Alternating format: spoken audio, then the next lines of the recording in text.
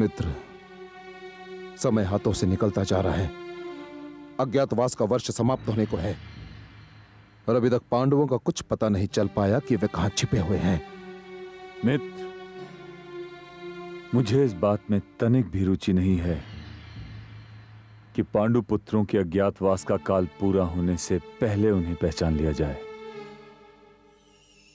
हाँ, मुझे रुचि है तो उनका समय समाप्त होने में, जिससे वो आक्रमण करें और उसका उत्तर मैं सामने से दूं।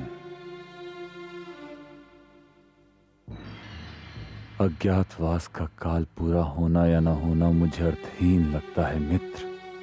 नहीं मित्र,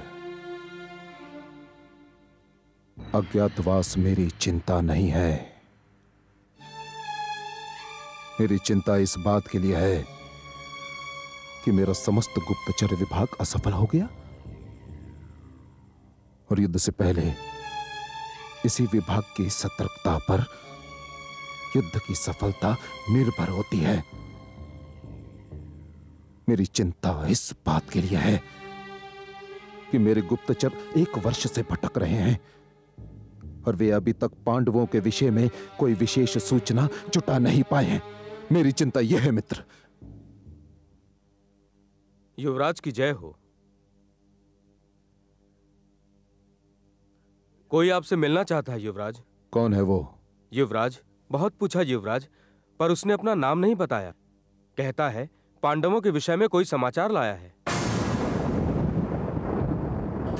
परंतु सब कुछ केवल आप ही को बताना चाहता है। शीघ्रता से भेजो उसे। जो आ गया महाराज। कौन हो सकता है वो? अभी पता चल जाएगा।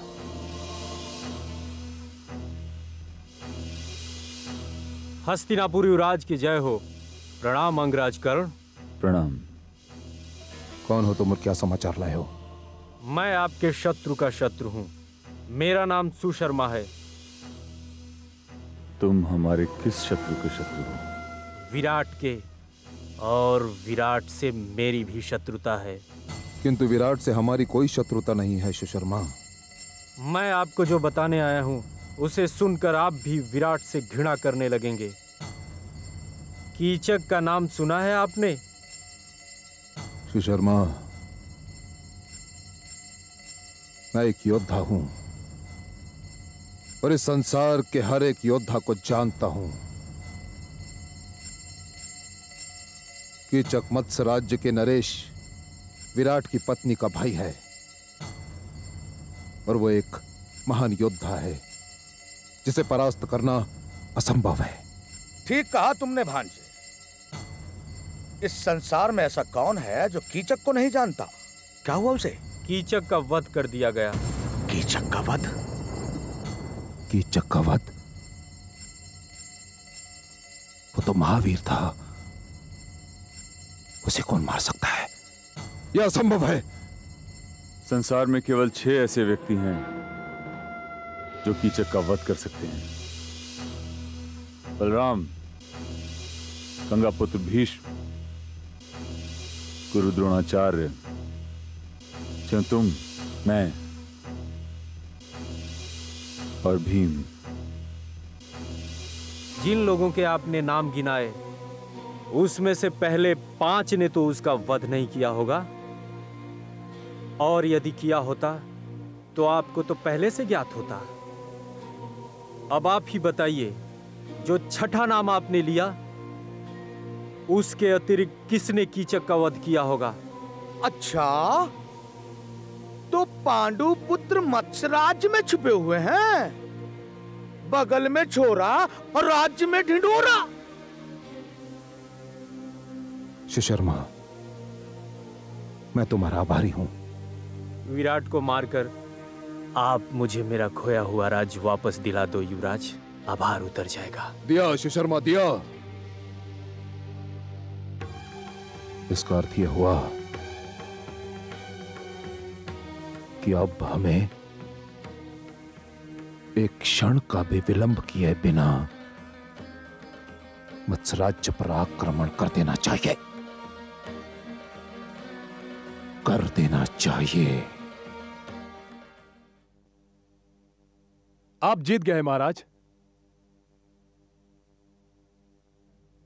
महाराज की जय हो। गुप्तचरों ने सूचना दी है कि त्रिगत नरेश सुशर्मा एक विशाल सेना लेकर आगे बढ़ रहे हैं। क्या? इसका अर्थ है सुशर्मा को कीचक के वध का समाचार मिल गया और वो ये समझ रहा है कि कीचक के बिना हमारी शक्ति घट गई। यदि सुशर्मा ने इस अनुमान से आक्रमण किया है कि कीचक के बिना आपकी शक्ति घट जाएगी, तो यह उसकी भूल है। हम भी यही सोचना चाहते हैं, किंतु सत्य को नकारा नहीं जा सकता। मेरे पड़ोसी कीचक की वीरता और युद्ध क्षमता से भयभीत होकर चुप बैठे थे, और अब जब कीचक नहीं है तो क्या हुआ महाराज? हम सब आपके साथ हैं। हमसे तुम्हारा क्या अर्थ है?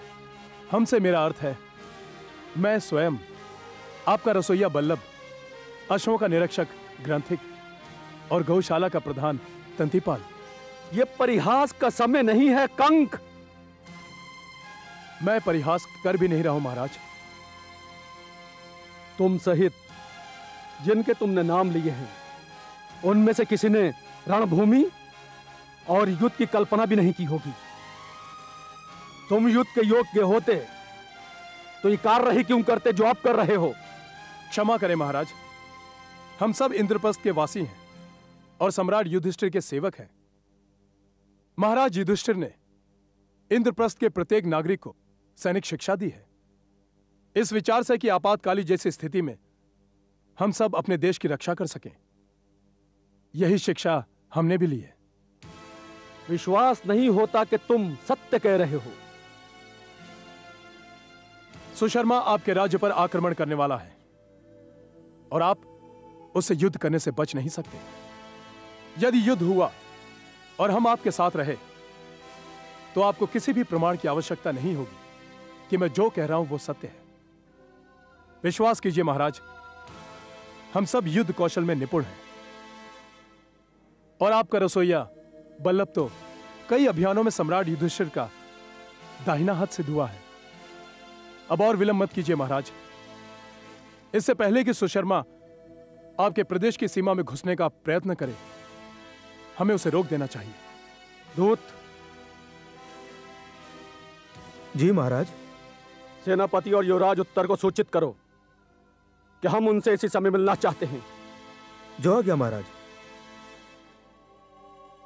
सुशर्मा समझ रहा है कि कीचक के न रहने से मत्स्य देश क्षत्रियों से रिक्त हो गया। उसे भूल का दंड मिलना ही चाहिए।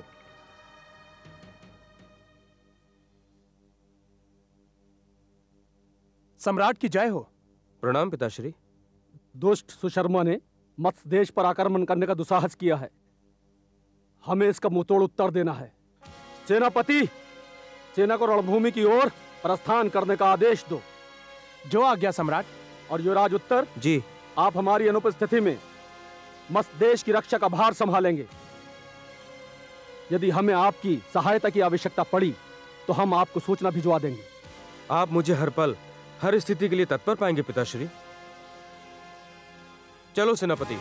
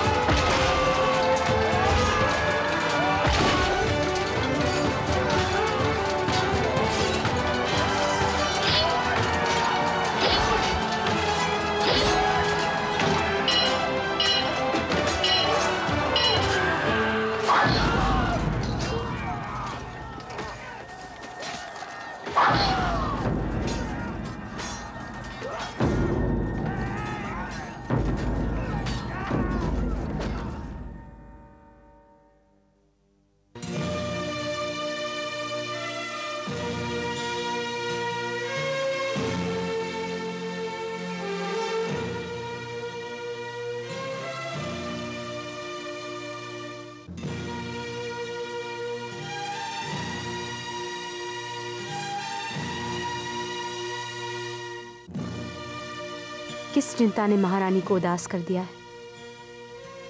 हाँ, मेरे भाई की मृत्यु बहुत अनुचित समय पर हुई है सैरेंद्री। उनके मरते ही शत्रु का साहस तो बढ़ गया है। भाई का शौक तो था ही मुझे, अब मुझे अपने सुहाग की चिंता है। आपके सुहाग पर तनिक भी आंच नहीं आएगी महारानी, विश्वास रखिए।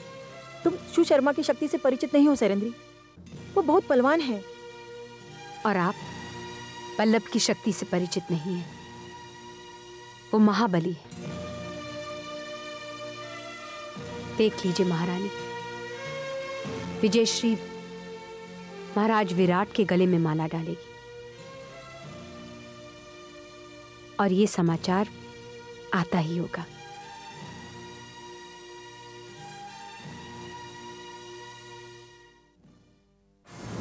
मित्र, मैंने तुमसे कहा था कि हमें सुशर्मा के साथ चलना चाहिए। क्या हुआ? सुशर्मा का वध हो गया। सुशर्मा का वध भीम के अतिरिक्त और कोई कर ही नहीं सकता। भ्राताश्री, इससे पहले कि विराट मस्त देश लौटे, हमें उसका मार्ग रोक देना चाहिए। मैं दुशासन से सहमत हूं। और मैं अंगराज कर्ण से सहमत हूं।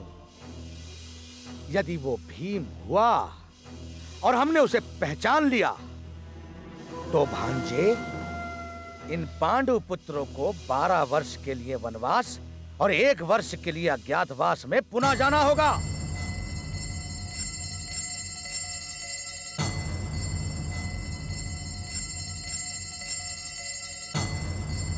दुशासन जी,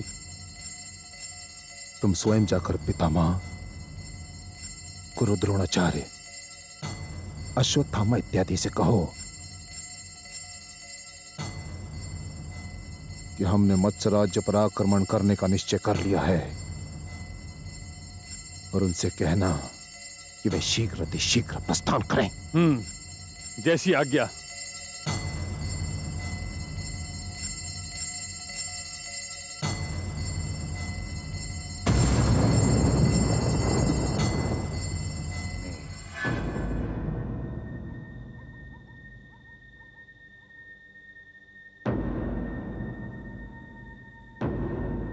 प्रणाम माताश्री। हाँ, रंगभूमि से कोई समाचार है पुत्र? हाँ माताश्री, युद्ध भूमि से शुभ समाचार भी आए हैं और अशुभ भी।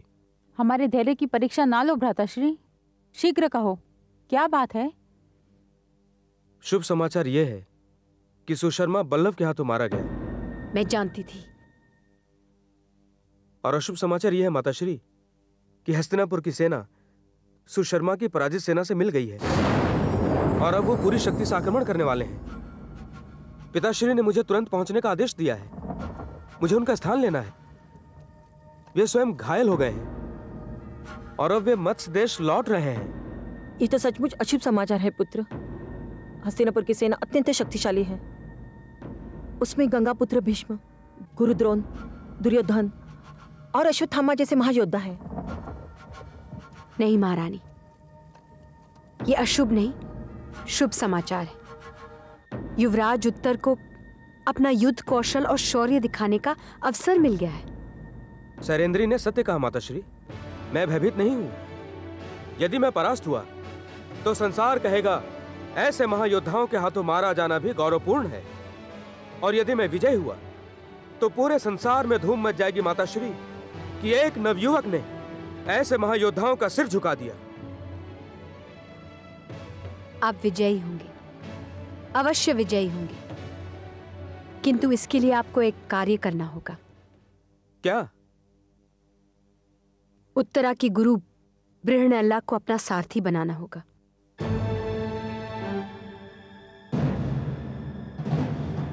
मैं युद्ध भूमि में जा रहा हूं सैरेंद्री, किसी नृत्यशाला में नहीं। जिसे आप नर्तक मानते हैं, उसने सदैव पांडुपुत्र अर्जुन का रथ हाँका है।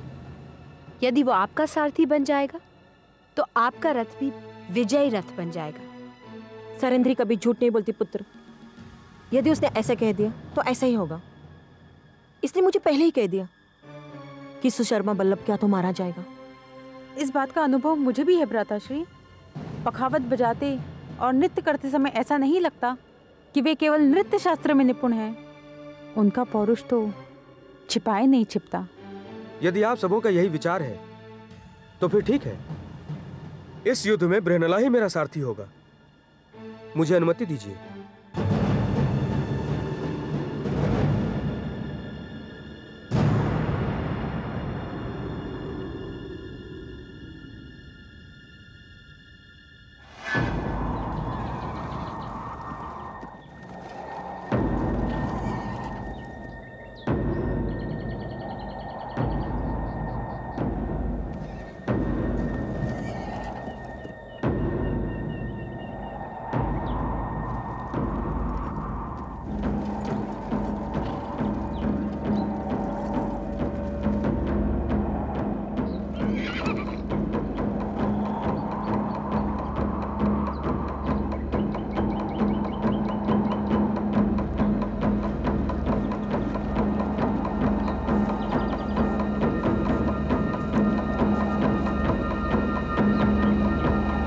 क्या हुआ युवराज?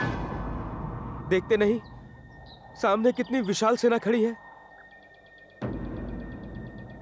इस सेना के समक्ष तो देवताओं की भी सेना टिक नहीं सकती, तो मैं क्या टिक पाऊंगा? मुझे गंगापुत्र भीष्म, गुरु द्रोण, दुर्योधन, कर्ण, दुशासन, अश्वत्थामा जैसे वीर स्पष्ट रूप से दिखाई दे रहे हैं। कहने को कह तो दिया कि मैं इनसे युद्ध करूंगा, किंतु इनसे तो स्वयं इंद्रदेव भी युद्ध करते घबराएंगे। मुझे भय लग रहा है। चलो हम लौट चलें। चलो। युवराज, युद्ध भूमि से लौटने का अर्थ होता है युद्ध भूमि से पलायन, और युद्ध भूमि से पलायन करने के पश्चात कोई भी व्यक्ति सिर उठा के नहीं जी सकता। उसकी मृत्यु से पहले ही मृत्यु हो जाती है। कुछ भी हो, मैं स्वयं इनसे युद्ध करने का साहस नहीं कर पा रहा हूं।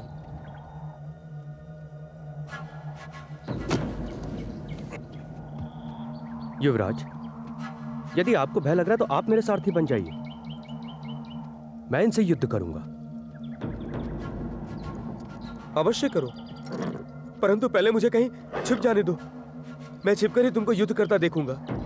युवराज, आप यहीं पर रहिए। मैं समी वृक्ष में अपने छुपाए हुए अस्त्र शस्त्र लेकर आता हूं।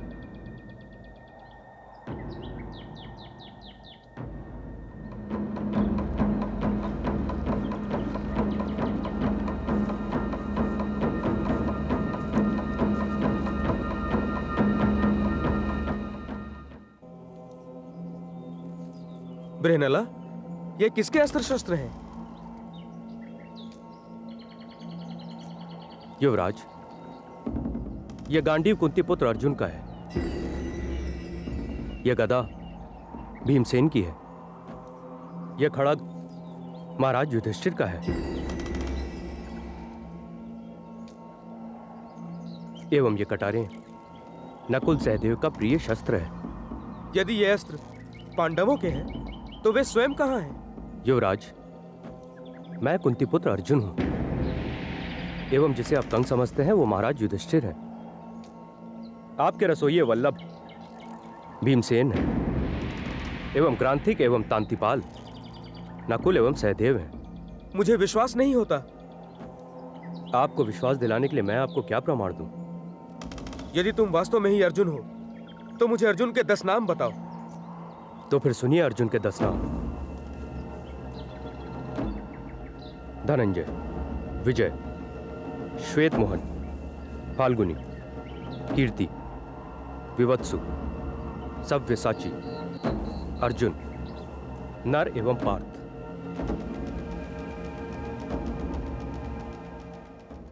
कुंती पुत्र, हमसे बड़ी भूल हुई। हमने तुम्हें अपना दास बनाकर रखा। हम तो स्वयं तुम्हारे दास बनकर स्वयं को गर्वित समझते। इसका अर्थ यह हुआ कि सरेंद्री कोई और नहीं, स्वयं महारानी द्रौपदी है। आप सत्य कह रहे हैं युवराज। किंतु अब हमारे पास अधिक समय नहीं है। आप शीघ्र सारथी बन जाइए और मुझे युद्ध करने दीजिए। जी कुंती पुत्र।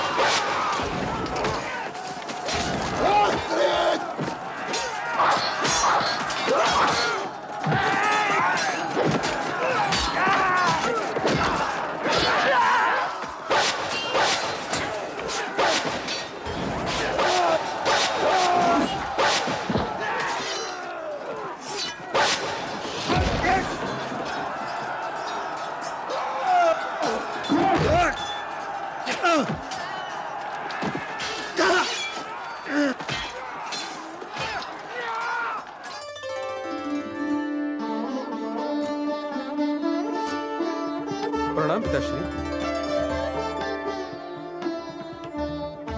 मुझे तुम पर गर्व है मेरे पुत्र।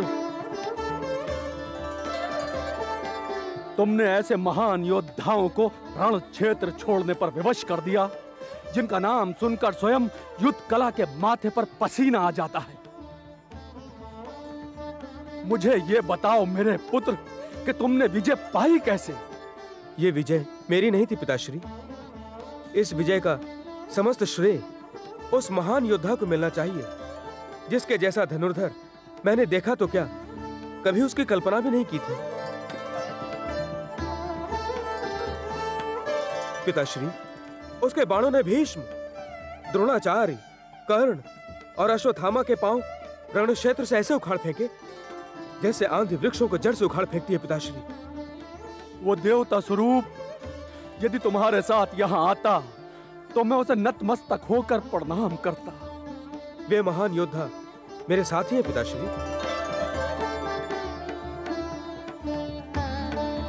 कहाँ है? कौन है वो? वे महान योद्धा ये है पिताश्री। ग्रनला, क्या कह रहे हो पुत्र?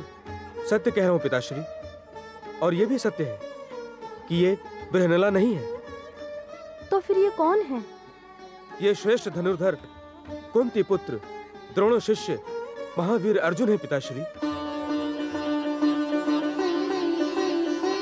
और वे चारों सेवक पांडु पुत्र हैं, जो आपके साथ चौसर खेलते हैं।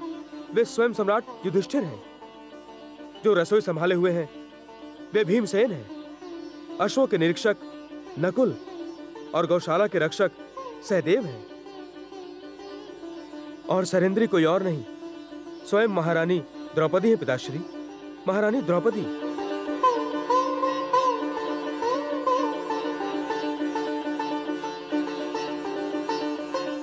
मुझे क्षमा कर दीजिए कुंती पुत्र।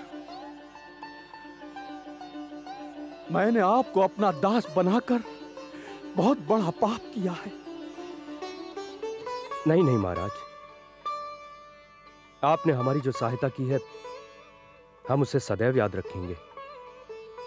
आपने हमें अज्ञातवास में जो शरण दी है हम उसका ऋण कभी नहीं चुका सकते। हम आपके सदैव आभारी रहेंगे। किंतु मुझ पर एक उपकार आप अवश्य कर सकते हैं। आज्ञा दीजिए। मेरी पुत्री उत्तरा को स्वीकार कर लीजिए।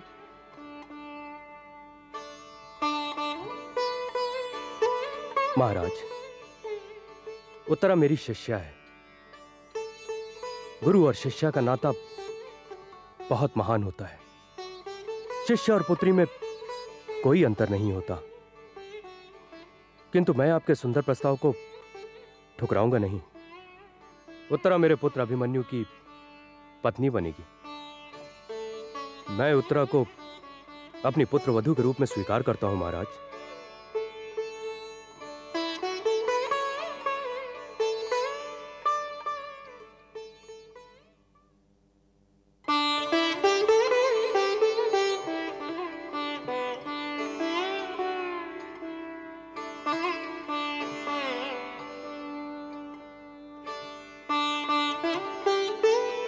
प्रणाम माते।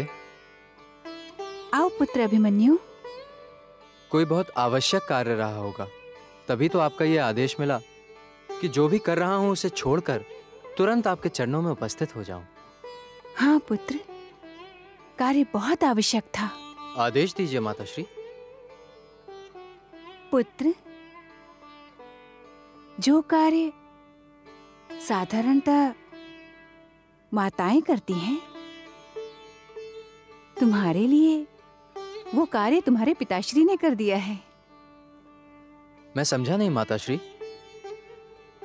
हर माता अपने पुत्र के विवाह योग्य होते ही उसके विवाह की चिंता करने लगती है। मुझे भी चिंता हुई थी, परंतु मेरी ये चिंता तुम्हारे पिताश्री ने दूर कर दी।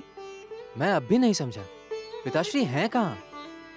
वे मत्स्य देश में हैं और वहां उन्होंने तुम्हारे लिए राजकुमारी उत्तरा को चुना है।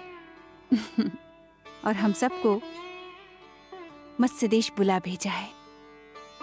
मुझे तो बस पिताश्री से मिलना है। उन्हें एक बार देख लूं तो धन्य हो जाऊं। विवाह के समाचार से तुम्हें कोई प्रसन्नता नहीं हुई?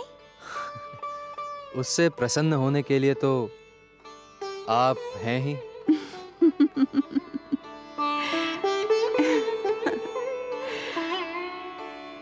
कुछ सुना तुमने भांजे? क्या हुआ मामाश्री? तुम्हारे प्रिय भतीजे का विवाह संपन्न होने जा रहा है।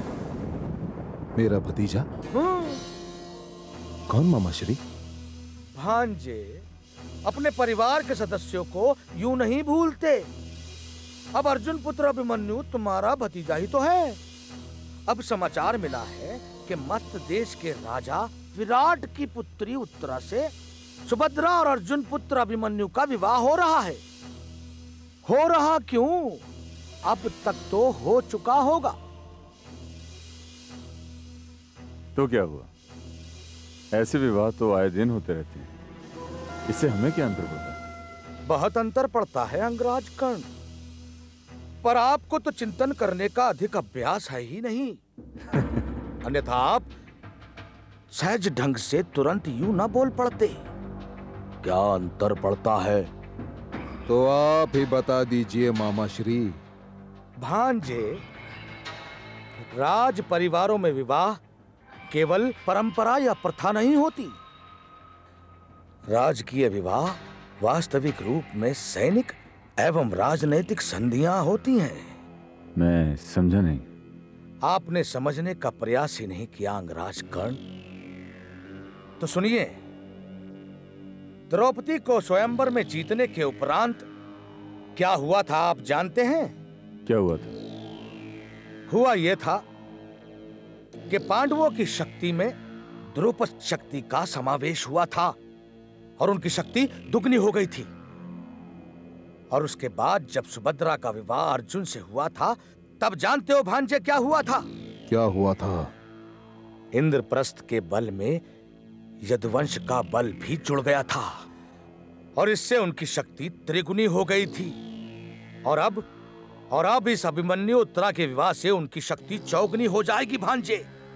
इसका अर्थ यह हुआ कि उनकी शक्ति बढ़ती ही जा रही है और हमारी शक्ति कल जहां थी आज भी वहीं है। और ये उचित नहीं है भांजे, सर्वथा उचित नहीं है।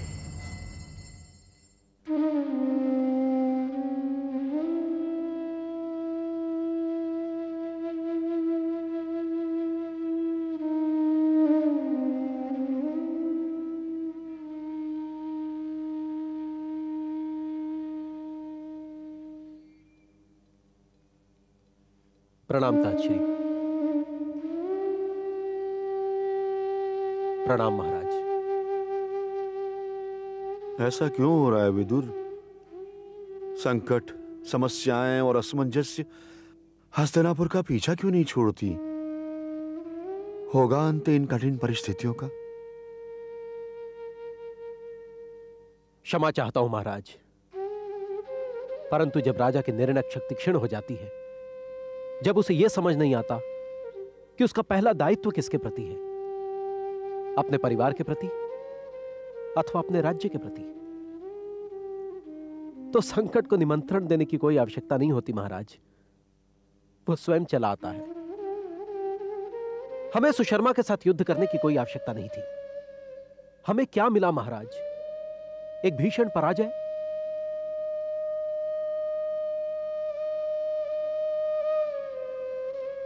विदुर, इसे विडंबना नहीं तो और क्या कहूं। युद्ध में हमारी पराजय हुई, किंतु मुझे इस पराजय में भी हर्ष का अनुभव हो रहा है। हाँ विदुर, कितने पराक्रमी निकले हमारे पांडु पुत्र। इतने तेजस्वी, इतने प्रतापी, इतने महावीर योद्धा, सच विदुर, जब मैं ये सारी बातें सोचता हूं तो मेरा रोम रोम रोम रोम पुलकित हो उठता है। परंतु ताजश्री, इस पराजय ने हमें एक और परीक्षा के द्वार पर ला खड़ा किया है। अब कौन सी परीक्षा शेष रह गई है विदुर? महाराज, पांडुपुत्र किसी भी दिन लौटकर अपने राजपाट की मांग करेंगे। उनका अज्ञातवास समाप्त हो गया है। समाप्त हुआ नहीं काकाश्री, समाप्त कर दिया गया है और मैंने उसे समाप्त किया है। हम युद्धावश हार गए, किंतु मैंने उन्हें पहचान लिया, और वो भी अज्ञातवास की अवधि समाप्त होने से पहले। ये झूठ है दुर्योधन। मैंने गणना करवा ली है और उस गणना के अनुसार जब हमने पांडुपुत्रों को देखा तो उनके अज्ञातवास की अवधि समाप्त हो चुकी थी। गणना तो मैंने भी करवाई है पितामह, और मुझे बताया गया कि जब मेरी दृष्टि उन पर पड़ी तब उनका अज्ञातवास समाप्त होने में एक दिन शेष था। एक दिन पितामह। अब उन्हें एक बार फिर वनवास और अज्ञातवास पुनः झेलना होगा पितामह। ये सत्य नहीं है। यही सत्य है पितामह, यही सत्य है, यही सत्य है।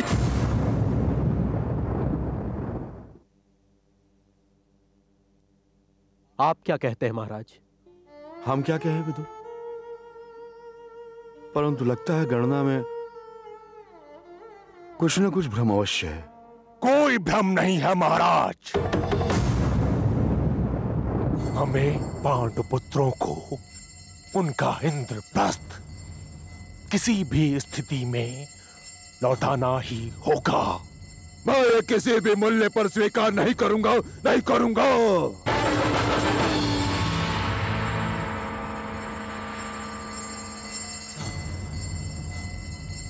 इसका अर्थ है कि युद्ध को टाला नहीं जा सकता। टाला भी नहीं जाएगा काकाश्री। पिताश्री, पांडवों को अवगत करवा दीजिए कि उन्होंने अज्ञातवास का नियम भंग किया है। या तो वे 12 वर्ष का वनवास और 1 वर्ष का अज्ञातवास पुनः झेलें, या फिर ये जान लें कि युद्ध का शंखनाद हो चुका है।